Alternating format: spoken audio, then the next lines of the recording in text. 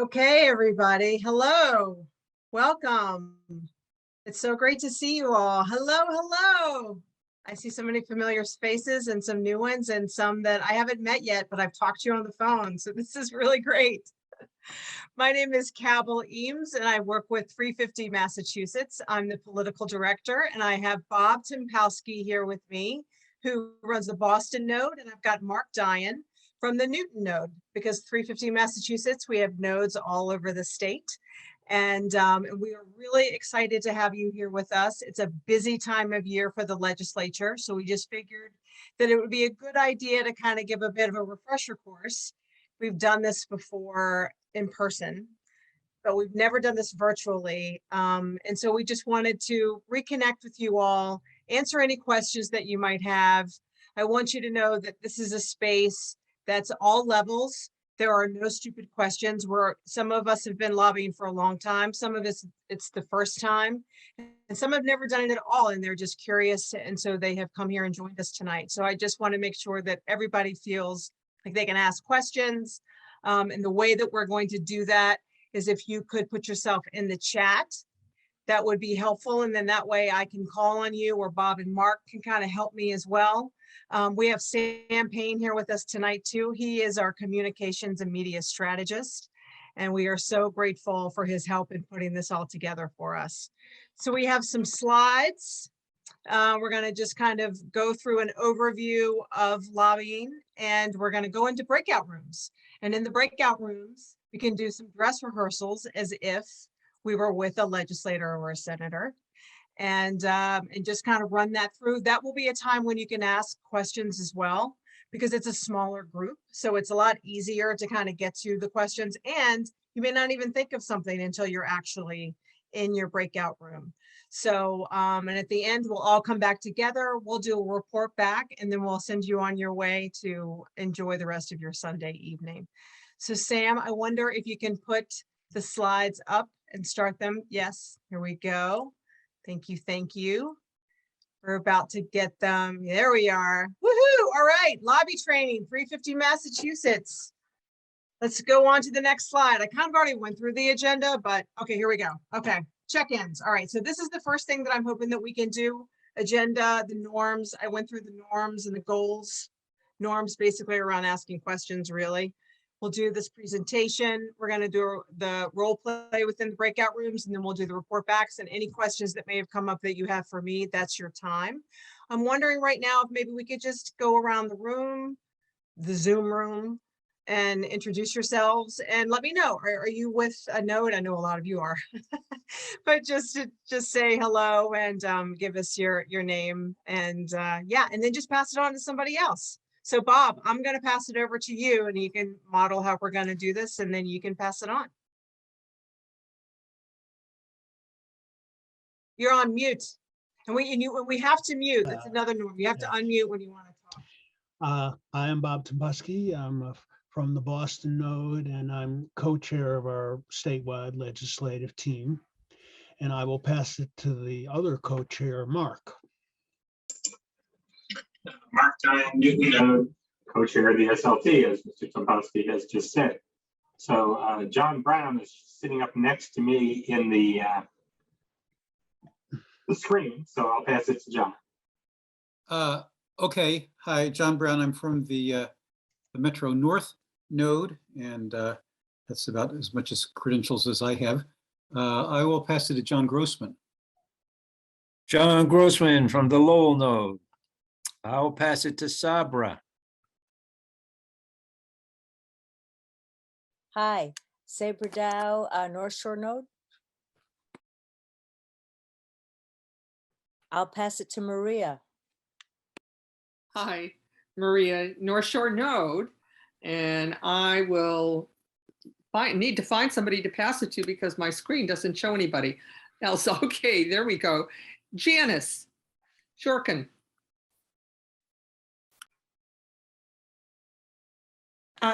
Hi, I'm actually a member of 350 Bay Area, but I'm a recent transplant to Brookline rather, and I'm a member of Mothers Out Front. So I'm just here to hear what you have to say. And I guess I'll pass it to Bambi because I don't know anyone else's name here.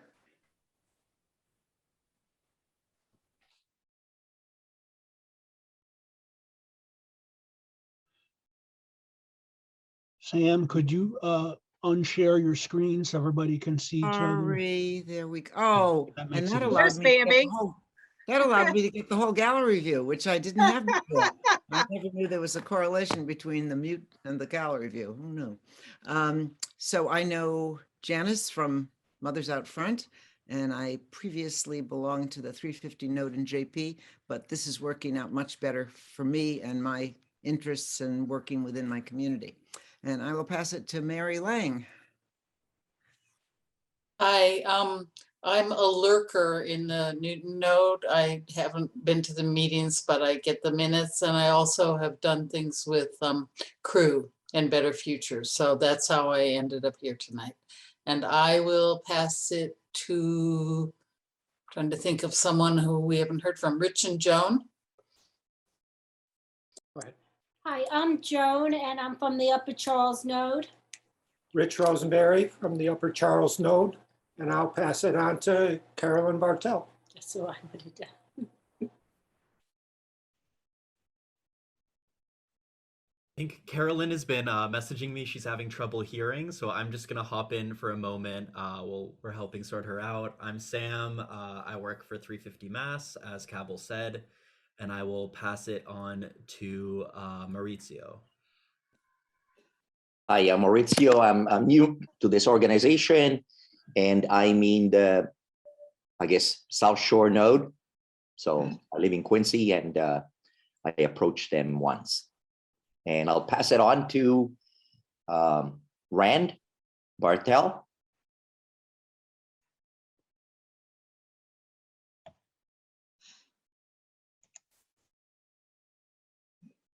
They might be, are they using the same mic? How about you, Kenny?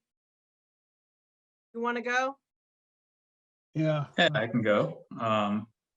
Good evening, everyone. My name is Kenny Fennell. I'm in the Cambridge Somerville node. This is one of my first events, so happy to be here, and I'll pass it to how about Downing, since you helped me out earlier today. It's only fair. I'm down in Clesson with the Cambridge Somerville node, and I'll pass it to Dave Buck. Yeah, hi, I'm Dave Buck, and I'm from also the Cambridge Somerville node, and I will pass it to Jim Brown. I don't think you've been covered yet, have you, Jim? No. Okay. Jim Brown from the Cambridge Somerville node. And how about I'll pass to Steve Miller. I'm Steve Miller, also from the Cambridge Somerville node. We're well represented here, and I'll pass it to Anna Mudd. Hi, everyone. Good to see you tonight. I'm not officially part of a node, but I started learning about 350 and Better Future through Maggie Sullivan, who I believe is a board member, was my downstairs neighbor for several years. It was really lovely. And I've also attended some Crew events, very excited about their work, but excited to learn more about 350 Mass. Oh, and I'll pass to Nick. Have you gone? Nope, I'm Nick from the North Shore node, and I will pass it to Judith.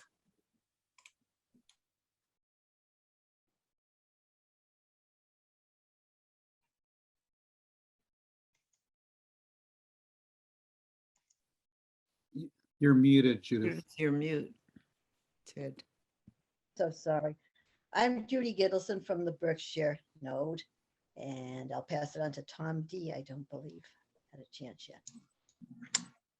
Yeah, Tom Daly. I'm a member of the Metro West node. And Sabra?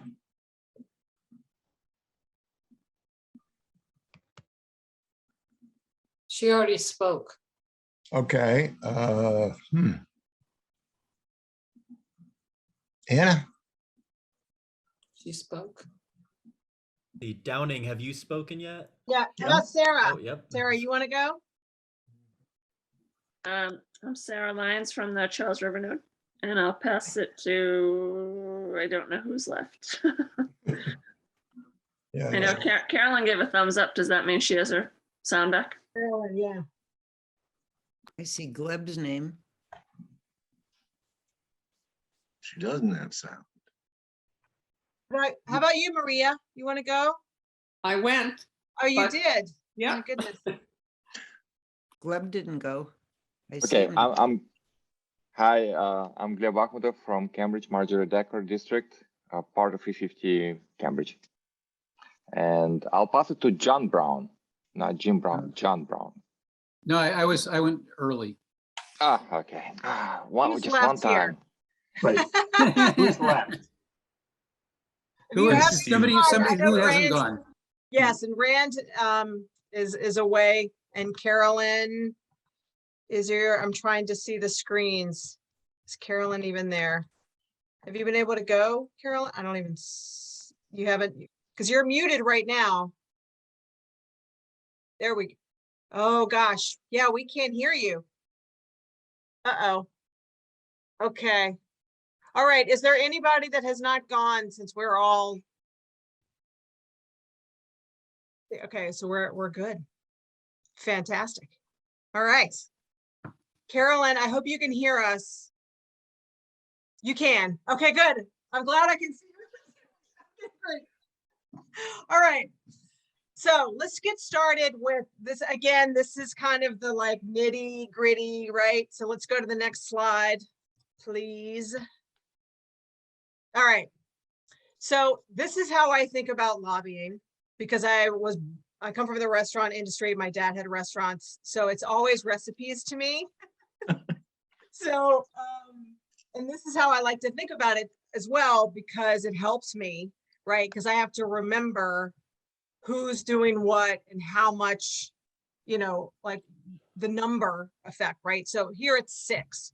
So it's an organizer, it's a facilitator, it's a note taker, it's a storyteller, it's an expert. And then the constituents are there to kind of cook it and bring the heat. So when I talk about an organizer is pretty much where it's going to begin, because the organizer is the person that's going to have to do the reaching out, that's going to have to convey with the office. And now that we're virtual, and let's say this is a virtual meeting, it's not an in-district meeting, there's a lot of back and forth about if there's going to be a Zoom sent or Microsoft Teams. The legislature is using Microsoft Teams, and the reason for that is because they have the best security, I'm told. So that's why they have switched over to Teams. Personally, I don't like it very much, but what am I going to do? So sometimes they will send you that link, and you can use it without having it downloaded onto your system. And so, but the organizer is the person that also figures out a time for meeting with the legislature. And generally what I ask is that you give them 3 days and different times and allow them to kind of pick one and work with the office. The next is figuring out who's going to be your expert and storyteller, because those two are incredibly important. Reason being, the storyteller is the one who's going to humanize why everyone is there, and as well as you know, just kind of give the human side of why they're involved with whatever the cause may be. The expert is going to be there to answer some of the questions. The expert, I don't want people to get intimidated by that one, because sometimes you're going to go into a meeting and you don't have all of these things, and that's okay too. But in an ideal setting, like this is the perfect soup, which is having all of these kind of ingredients, if you will, for a lobby day. Now, to circle back though to the expert, I do want people to really not get intimidated by that, because it is not our job to be the expert. The legislature has access to more experts than any of us could ever hold in our hands, ever. And so if they have questions, they have the ability to get those questions answered. And so sometimes a meeting, people can get really nervous that they're not going to have the answers, or that they're going to get a question that they can't answer, and that is okay. And also sometimes legislators like to do that just to kind of poke. So I would really I just want to underscore how unimportant it is to have an expert. So when I say storytelling expert are the most important, it's because one actually is. So that's the storyteller. And one is great if you can get it, but it's not important if you can't get it. So that's why I'm kind of like bringing those out to make sure that I talk about them. The facilitator and the note taker can be the same person. Or it can't be. It's completely up to you if you have all of these people to be able to come with you. But the facilitator is kind of the one who is doing what I'm doing right now, is introducing everyone, is letting the legislature know when you're in the meeting, and running the meeting, saying, we have, Bob Tumposky here to speak to the expert side of the legislation, because he works in the solar industry, if you're lobbying on solar, or he helps write it, if that is something that you are lobbying on. As well as the storyteller can also be the same person, but the storyteller is the one, and you're going to introduce them to and say that that's what they're there to do. So just really introducing everybody, keeping the meeting moving, really actively listening to what's going on as well, in case the legislator has some good questions. And then closing the loop and letting them know that you will be getting back.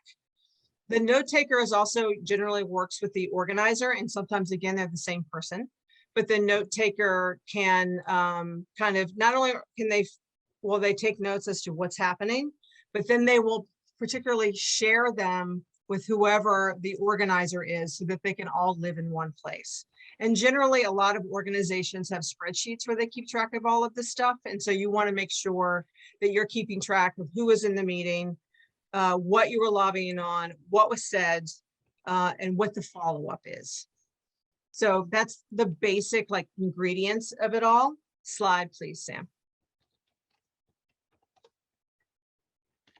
And so there are two types of lobbying meetings. One is active and one is passive. The passive meeting is generally when you meet with a rep's aide, because the rep's aide will come in and listen. They, sometimes a legislator will send them in and say, you can say this or that, or they may be asking you to co-sponsor that, and it's fine for you to say that. But generally, they're just there to listen and take the information back. And it's the kind of meeting where you don't really, it's just, there's not much there. Whereas the active meeting is a meeting that you have with your rep, and that is generally very robust. And so knowing the difference and asking that question when you're organizing the meeting is really key, because sometimes they will not tell you. It's just, you get what you get if you don't ask. So be sure to ask when you're setting up that meeting, if you're getting it with a rep or if it's going to be the aide. Slide. And so I'm going to hand it over now to Bob Tumposky to finish up with this slide. And then pretty soon we're going to head into our breakout rooms and we can get to all of the questions. Go for it, Bob. Thank you, Cabell. It is a very different meeting if you have had one before with this representative or senator than if you have never met with this person. So I think when it's brand new, they don't know anything about you. You'll have more information about them than they will about you, but you won't have a huge amount of information about them. You may know if they're supporters of bills that you are trying to get passed. You can read the information about them that's on the state legislator's website. So, it's good to go in as informed as you can. When you know a legislator and you've met with them at least once before, you begin to have a relationship with them. And it makes sense to build that relationship. Relationships are, they act as like a lubricant to the process of lobbying. And that's very important.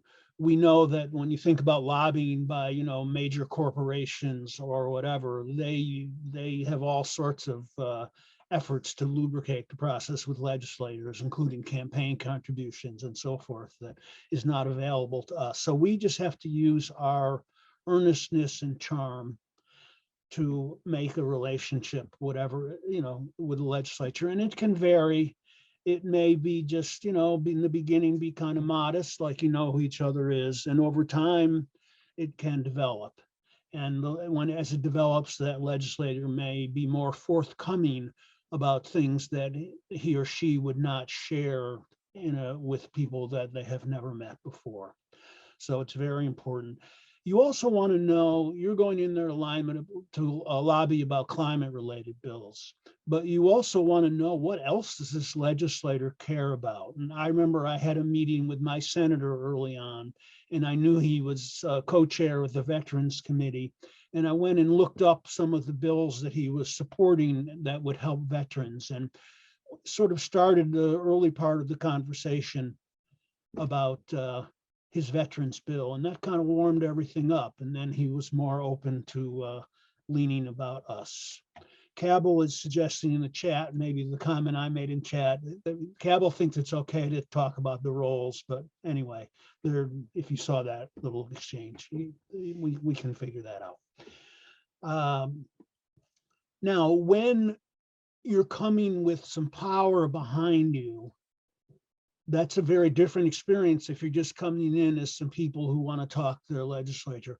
If they know you're part of a large organization that has significant support in their district, you will get a very different kind of attention than you will if you're just 6 random people. And it doesn't mean you shouldn't go lobby if you're just 6 random people or even 3 random people, you should. But if you have some power by basis, like let's say that the legislator knows that a bunch of people got involved in a previous electoral campaign in their district and they really made a difference in whoever got elected, or that they have positions in the community. Maybe they're on the school committee, maybe they're on the power and light board if there's a local power and light agency. Or they're active in their ward committees or town committees and Democratic Party and so forth. They pay attention to those things. They they know who, they make it their business to try to figure out who you are. Now, also, if you've had a previous meeting with a legislator, you want to remember, and this is a good reason to take notes, what was it that you asked of that legislator at that time? And did it happen? If it happened, you may have hopefully thanked that person at the time, but thank them again at the beginning of the meeting. Say, we know, we were looking for you to do this. You signed on, you co-sponsored our bill, or you spoke in favor of it at a legislative hearing. Thank you so much. Now, you talk a little more and you say, however, there is one more thing we would like you to do. If you could, can you go set up a meeting with the speaker and talk to the speaker about why this legislation should pass and why you care so much about it and why your constituents care so much about it. And that's a good way to get the legislator to take the next step. And then also, if there's a need for another meeting, you should set that up right then and there, or at least find out who you're going to need to contact to set that up. I came out recently with a meeting with our senator, and as we were leaving, he said we really shouldn't meet again, and he told me which one of his staff to contact to set up the next meeting. Okay, so on this slide, oh yes, relationship building 101, very nice. Okay, next slide, please. Okay, and in person and virtual, it used to be, of course, all of our legislative meetings were in person.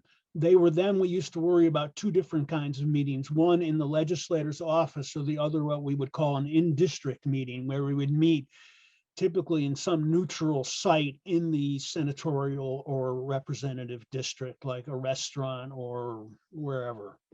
And that has pretty much disappeared. because of COVID-19. So now all of our meetings, or virtually all of them anyways, are on screen. And it's different. It has its advantages and disadvantages. The advantage is it's easier to get people to the meeting because they don't have to go anywhere. They can do it from work, they can do it from home. There's no traveling involved. But the downside of it are two. One is your connection with the legislator is a little harder to make. It's not certainly not impossible, but it is a little harder. And two, actually the larger problem will be if you're having a meeting that involves other organizations like the upcoming Mass Power Forward Lobby Day. You may be in a meeting with people from other organizations that you've never met them before. And what I do suggest in that situation is that when the meeting is set up, make sure that everybody gets there 15 minutes early, so at least you can get acquainted with each other and get at least a summary of what each group's goals are for the meeting. Because you may be supporting slightly different bills, and all the climate groups have overlapping supportive bills, but the priorities are not always identical. So that's important to keep in mind. Next slide, please. Thank you. Okay. And the last one is about storytelling. This applies both to meetings with legislators, but also often when you're doing, if you're going to a hearing at the legislature, it's often good to have a story as part of your presentation to the committee that is listening to the public.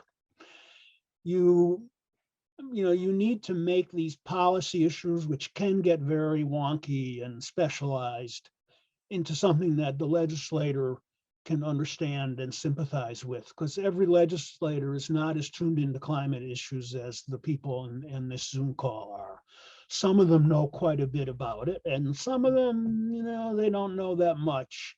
I remember one legislator said, basically, if he hears from constituents on a bill and no one comes in to oppose it, he might check with the sponsor of the bill, in this case, it was the Senate, and then that's how he would decide how to support it or not support it, because his main issues were completely different. Climate issues have been raised in everyone's consciousness in the last few years, so it's actually, that part of it is actually easier now. And the rest of this is actually not necessarily relevant to our meetings with the legislature. This slide is speaking more to how we do our work as well with other people. So I think we'll call a halt to this right here. Thanks, everybody. Thank you so much, Bob. Okay, so what we were thinking we could do is we could go into some breakout rooms, and then that way, you can really ask questions. I feel like we've been talking at you for quite a bunch, so I would love for people to speak, just if you could do it as if, right? So you could have one person that's in your breakout room that's going to be the senator or rep, and then just kind of go as if you're in a meeting and ask the questions that you want to ask, and then try to do it as if you were really meeting with a rep. And then we'll all kind of come back together, we'll report back, and we will send you on your way. So Sam is going to set up some breakout rooms for you. And if people can start to join those. And so you'll be with a state legislative team member in these breakout rooms, and please ask questions and do the overall dress rehearsal for it. Hello, are we all back? My screen is weird. Oh, there we go. Okay, we are back. Yay. I thought I had two people in this room. I hope everybody enjoyed their breakout rooms. We could do some report backs, questions maybe that came up that we want to discuss as a group. I know we had fun in ours. I played a Republican House rep, so that was interesting. Because my group wanted a challenge. So yes, I love that. So Bob, do you want to start? Well, that's great, because I want to finish a sentence that got clipped as we came back here. we're talking a little bit about how we had a rep in my district who was not cooperating about climate bills at all and wasn't talking to us and was always sending aides. And he was head of Ways and Means and had a lot of power in the legislature. And we had an event with 100 people where he just didn't show up and sent an aide. And lo and behold, a couple of weeks later, he lost very narrowly an election in the district to Nika Elugardo, who's now a very progressive House rep. And sometimes, you know, if you have 100 people at an event and they tell their spouses and their friends, all of a sudden you could have a few hundred votes against someone who was reasonably popular before, and boom, out they go. So don't never totally underestimate your power with the legislature if you have to use it in that kind of threat. But that's a very last resort, and don't do it casually, and talk to someone who is more experienced before you do it, please. So, because it can cause a lot of trouble. So, but when done right, you know, it can work. But anyways, we had Lydia Edwards was our senator, and she was very cooperative and was very interested in our bills. So she was pretty easy. That's one range. That's, you know, so we were talking about a bill about getting 100% renewable electricity. And I'll end it there. Someone in the chat has a question. Anna. Go, Anna. Yeah. Hi there. Sorry, I was a little bit in and out, but I think at one point you were talking about the question of compassion fatigue and saying there's sort of all these apocalyptic messages, and I may have missed, but I feel like you were about to say reps can get overwhelmed with everyone coming in, so it's helpful to, and I kind of missed the end of that. Yes, yes. So I can do our report back, and then we can talk to that. That's a good question. Yeah, because you always get cut off mid-sentence when it feels like it's really important. Whether or not it is, I don't know. But so for us, we worked with the bottle bill, which was great because we kind of went through well, what's the bottle bill about, and what should we be talking about, and so who's going to facilitate, and who's going to speak to what aspects, and so. And so my role was to be someone who was a Republican, so I had a lot of questions. And so the whole point about that Anna was bringing up was the compassion fatigue. That's something that I'm sure maybe some of you are hearing. And the apocalyptic messages around for reps, and also coming into a meeting, giving the communication to a rep or senator that, the climate bill is all their fault and therefore they have the only keys to fix it. It's just a path that you just don't want to go down. We do have some really good reps in the Massachusetts legislature, and then we have others that just follow the leader. But it's just important as a constituent to come in and have your facts, because the minute you come in with percentages or just some real knowledge about a bill, there are nearly 6,000 that are filed every year. So they can't keep the ins and outs of all of them, and they need to be reminded, and they look to their constituents for that reminder.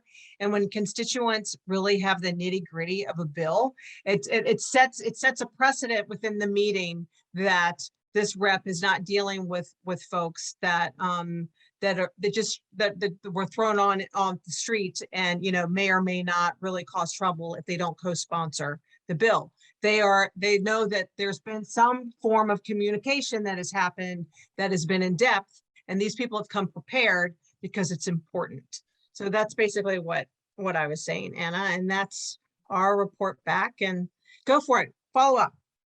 Yeah, I was just gonna. I don't know if this is correct me if this isn't right, but during our conversation with our Republican representative, Janice and I think Tim Brainerd both brought up were those people who had like a lot of information to back things up, and it seemed to me, just hearing that, it felt like if I were a representative, it would make my job so much easier almost, because it just sounds like we're not bringing a problem as much as we're bringing a problem that we want to solve, but we're also bringing the solution to it, which seems like it could be very, very valuable to those folks.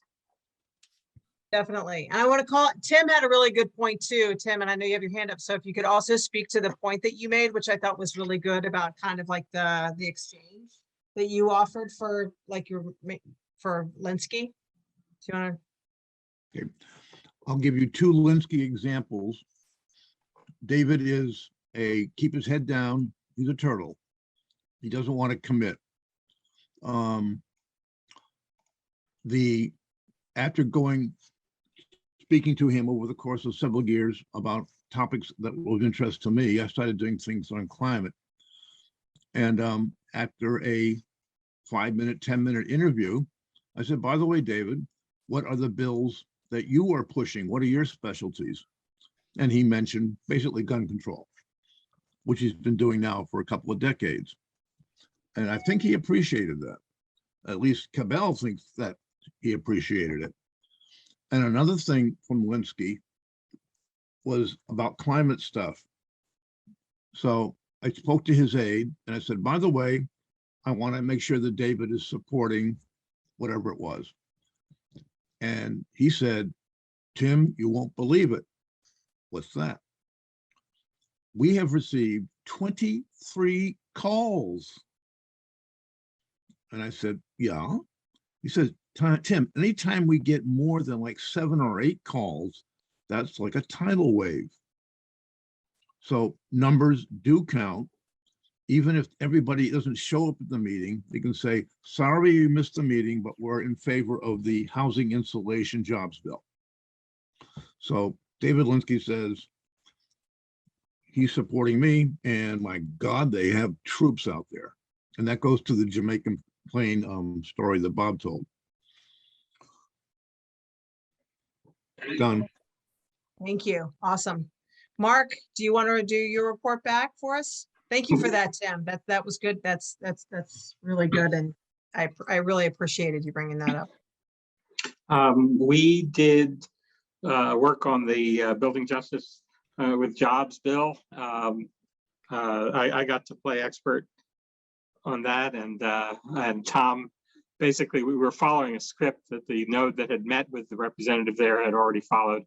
I think I don't know. I think people, we went from sort of coordination to storytelling, I thought, pretty well. The representative apparently in the real meeting at the end of it was convinced enough to say, okay, if I'm going to have my aide check this out, but sounds like I can support them, which is often all you get from a representative. The representative was asking more detail about the bill than we are normally prepared for. And I think our group talked some about making sure we've got either an expert or do some pre-planning. Not that that dominates the meeting, but that when you're hit hard with a question, like how much is this going to cost? You're not fumbling for the answer, you simply can give it. So I don't know, others may have other views of how our session went. Anybody in that breakout room have a go, Bambi?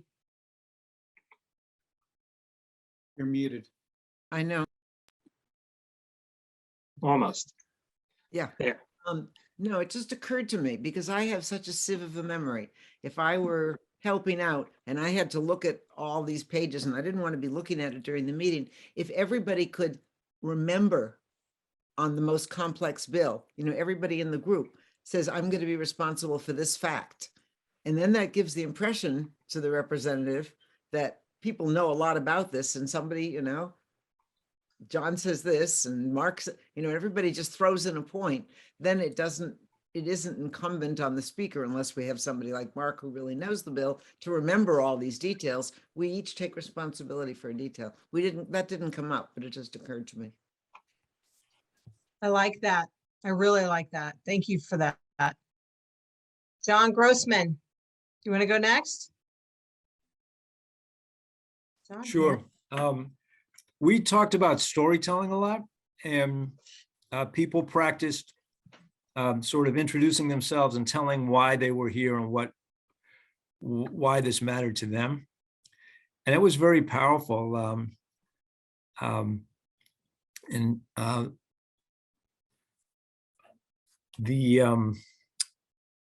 It was clear that you didn't really need to know the details of the bill to be able to do that. One of the folks on our group who was new to this organization and wasn't even clear on what bills we were talking about, I think was Mary. She said, but she told a really powerful story about why climate change was of concern to her. So we did that, and we also talked about making sure to focus on getting an answer from the legislature, just not being afraid to confront them and say, well, okay, thank you for all that. Do you support the bill? Sometimes you just have to actually just say those words. But other folks could add on to that. Okay, I was in John's room. And I actually, the comment I was going to make had to do probably more with the last room, what I wasn't in, having to do with experts. And by the way, that what Jon Grossman just said showed what Cabell was saying. There are different roles. Storyteller role is a different role from expert. So, it's great. You can have a storyteller about why climate is important to them. That doesn't have to be the same person who then knows the answer to all the questions. One of the people in our room, I think it was Maria, said that when she has lobbied, what they have decided to do, if we had 3 bills, is there would be 3 individuals each in advance deciding, I'm going to present this bill. So it isn't just one speaker, facilitator talking. Also, it shows that the people in the gallery actually are knowledgeable. It isn't just we got these people who have nothing to do with this, but we got our friends to come and watch today. And then the other thing I was going to say was we don't really have to solve everything in this one session. We're creating a relationship, and actually, if the legislator or aide has a question and we don't have the answer, that's actually a method for creating a relationship, because we can say, well, we're going to help you out on that. We don't have the answer today, but we're going to talk to our experts and we'll get back to you, and maybe we'll have another session once we know all the answers you need. Cabell, can I jump on one of those points? Oh yeah, please, yeah. Yeah, I think one of the things that John was just speaking about, mentioning about people, who might just come and show up on the gallery screen or whatever, but there's nothing wrong with having a bunch of people, if they've never lobbied, come along with you to a Zoom meeting and just watch, because maybe the next Zoom meeting, they'll get so fascinated by what went on that they'll want to learn more and join in. So feel free to use this as an outreach opportunity. We've had some success with that in Boston, because people who want to speak about stuff with the legislators, but now maybe they're more interested in 350 mass, or they're at least more interested in climate issues. And it can be a valuable thing to do for long-term organizing of recruiting more people. So thanks for helping me think of that. I'd just like to add about our group, John being the legislator that we were talking to, whenever we said something, would give us an idea about all the money that he's gotten from ARPA or this or that, and realizing that you need to be clear about what your asks are for the meeting, and that your rep may want to talk about what he's done, but not want to talk about what you want him to do.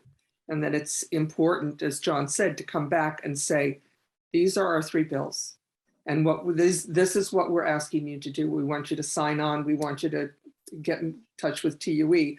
And that reinforcing, regardless of what their response is, that we're here for these specific asks. And we're asking you to do these things, and trying to get a response from them about that. And the clearer you are about why it is you're there and what you want to do, I think it ends up being the best, because they're not always going to.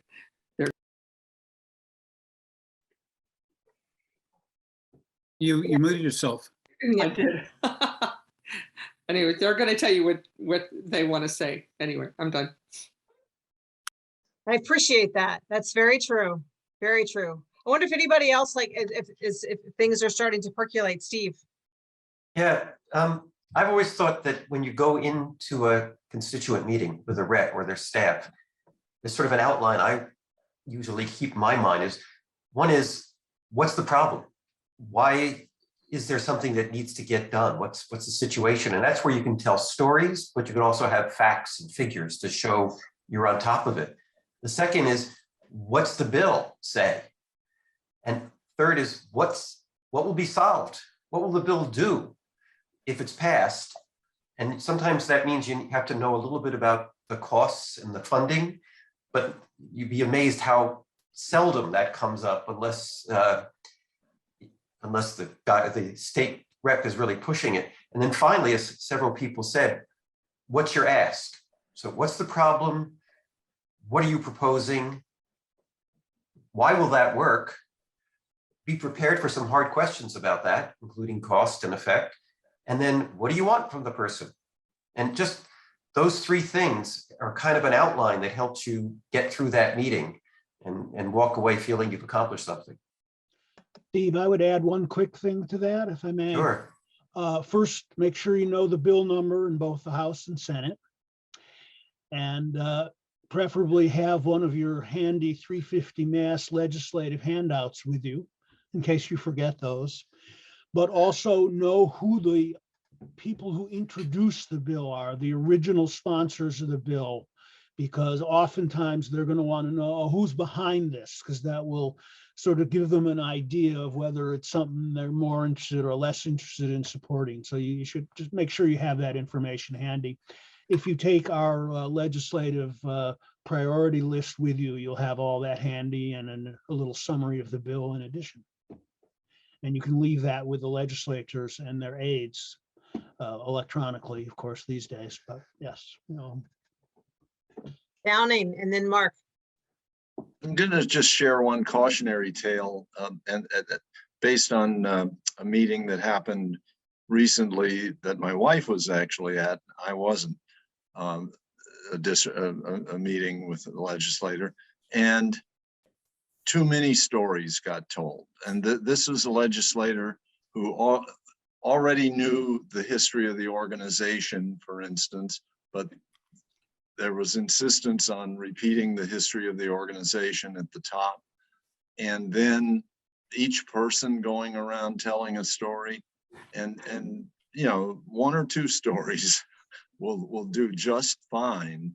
But this legislator actually got impatient, and rightfully so, I think, given particularly how stressed they are right now. They've really gone through a lot in the last 2 years with COVID, and so don't overdo, be clear, tell a story or two, and then do the asks, but keep it succinct. And so, because otherwise I think you might actually create impatience even from an ally, and this is somebody who's clearly this legislator was clearly an ally. Let me say two things. One is that we didn't do in our group, but we should do. One is you confirm at the beginning how much time we have, so that you can operate the way Downing just said, right? If you got a half hour, you're probably going with two stories and getting into the discussion. If you got an hour, depends on what they'll tell you. That's one. The second thing is I'd like to highlight what somebody said earlier, which is 26 calls is a landslide. We think that the legislators are bombarded with phone calls and lobbying about the bills that we think are important. This is not true. They get, if there's a proposal to put a sewage treatment plant in their district, they will hear about it from hundreds of people. But everything else, they hardly hear at all. So getting 5 people or 10 people to a meeting is a big deal. Getting 20 people to write or email or call the legislator is a big deal. also for them. And they will, what the representative who said 26 is a landslide is telling you the truth. Doesn't sound like a landslide from our side, but it is from theirs. That's true. Yeah. And also they're not, some are in the legislature and some are not. So some offices are are vacant and some have just aides going in and the reps are staying home. And so, yeah, it is kind of a mess right now because of COVID. And what I think is going to happen is that once we're out of the woods and it opens up again for the public, they will stay hybrid for meetings. And if they don't, we really got to lobby that they do, because what it has enabled is that people from all over can participate in lobbying. Whereas before, like not everybody can go into Boston in the middle of the day, find parking, or, take the T or what have you. It's just not, it's not realistic. So I'm certainly going to be pushing on them to keep up with the hybrid model as we open up the building, because I think it definitely encourages engagement, and it's just really good for the whole state to be able to have a way to participate. And so I see that we have less than 10 minutes left, and so I just wanted to see if there's anybody else that has anything they want to add or any other thoughts that may be percolating as we're having this discussion, which has been really great, and there's been some really great ideas. And so I'm just excited to be here with you all, because you all know what you're doing. John. This is something that I've never approached before, but I asked and I got an answer. I think it was from Mark. I'm sorry, from Jon Grossman, which is, I think it was you, John, said that once after attending a fundraiser and making a contribution, when next time you showed up, the legislator, knew right who you were and went up and was very friendly. So I said, how much of a contribution was it? And he said it was like $100, but he thought that maybe $50 would have done the job. But I'm just thinking that if that can get the attention of your legislator, it is probably worth it to a lot of us to make that contribution to get your name on the radar. That's all. I mean, it came up because saying that, well, we're a group, all we have is our people and so forth, because the lobbyists, are giving them money and stuff. And I said, well, we can give some money too, individually. That's right. That's right. That's right. Anybody else have anything that's percolating they want to add? Please speak up. Bambi. It's a little bit off, but I've been making phone calls with the Better Future Act for the Better Future Act to call people in the districts of legislators who hadn't signed on yet.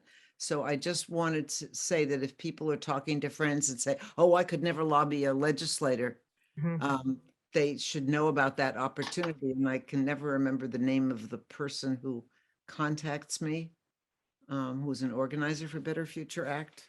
Their name, Carrie or somebody like that. Carrie, it's Carrie. Yeah. So Carrie talked to our node, and this was interesting because Carrie talked to our node. We spent one of our node meetings going over that with Carrie, who presented. We were ecstatic about that bill. Everybody thought this is a thing, and then, after another meeting or two, it's like everybody forgot it. And I looked at our list of 23 bills or something, and we don't even. No, actually, I think it is. I think it is on our also. Yes, it is on our also list. Yeah, I'm just saying that it's really great for people who don't like to meet with the legislator, who like to make phone calls. I'm actually more comfortable making phone calls. That's what I usually do. But I've reached 2 people in an evening, each of whom have promised to get 3 other people. I mean, I've just in my time, like six calls. And if there are 20 people making calls, 15 people making calls that night, you've got the office swamped. So great. It's a very can I say just one more thing about that? Yeah. You will be happy to know, Bambi, we talked to our legislator about our 23 bills, and he's on the Judiciary Committee, so he's a climate supporter, but he isn't really focused on it. He said, he looked them over and he said, I'm a co-sponsor of the Better Future Act.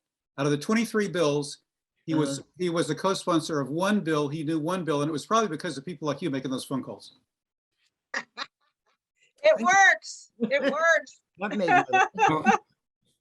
I would add two quick things. One is, if someone's not comfortable meeting with a legislator, especially when we're doing it virtually, it's very easy for them to join the meeting. And you can tell them, you don't have to speak up. Just say your name when we go around, say your name and where you live so they know you're a constituent. But just being there is very significant. It's worth probably a little more than a phone call for them to actually see that you were interested enough to come to a meeting, and they don't have to make a point. They can sit and wait. And then the second point I'll make is, if you get a legislator like I often do, who is not going to commit to the bill that you want them to commit to, I think it's important when, after the conversation and you've made your arguments and had your discussion, it's important to say at the end, okay, well, we heard what you said and we appreciate your talking with us, but we want you to know that the folks here, you know, we're your constituents, and we want you to hear our voice, that we really want you to support this bill, so that they understand that there's a group there that wants them to support that bill. And that's a way we've found to leave our meetings with reps who aren't saying what we want to hear. Yes, thanks, John. So true. Well, it's almost 8:30. Are people feeling like they are in a good place? I feel like everybody, I mean, you all came with so much knowledge. It's just, this was just really just to kind of get us, you know, refresh our memories. It's virtual, so it's different. But also just great to see you all too, because I don't get to see you that much, and I don't get to go to no meetings, and we're all really busy and without being able to connect one-on-one. It's just really great to have you all here. And Downing, did you just put your hand up? You did. Okay, go. Yeah, I had one other thing, and it did come up in our group. That a great way to start now is really thanking them for the roadmap bill last year, and that especially the House really came around for the first time. I mean, I've been doing this for 350 Mass for 7 years. Okay, and you know, the first 6, the House was just intractable most of the time, and you know, there was a turnaround at the roadmap bill. So it's a good point to really acknowledge that, thank your rep for the support, and then use it to say, well, we need these bills to follow up and implement the roadmap. That's such a great point, Downing. A really great. And Carolyn. Oh, I can't hear you. I hear you. Can you hear me now? Yes, yes. Okay, all right. I just took the wire out. Okay. I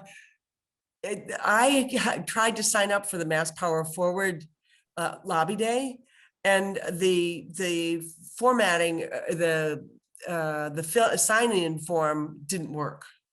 I tried it a couple of times. I've been in touch with Jess Nanigan, and yep. And do you have any idea of I have where no that stands?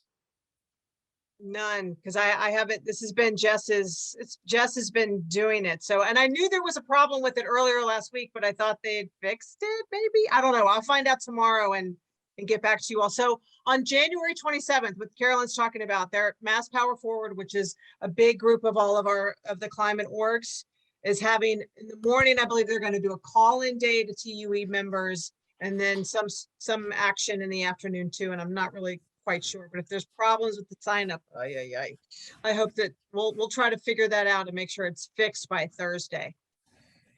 Sorry about that. Thank you. Okay.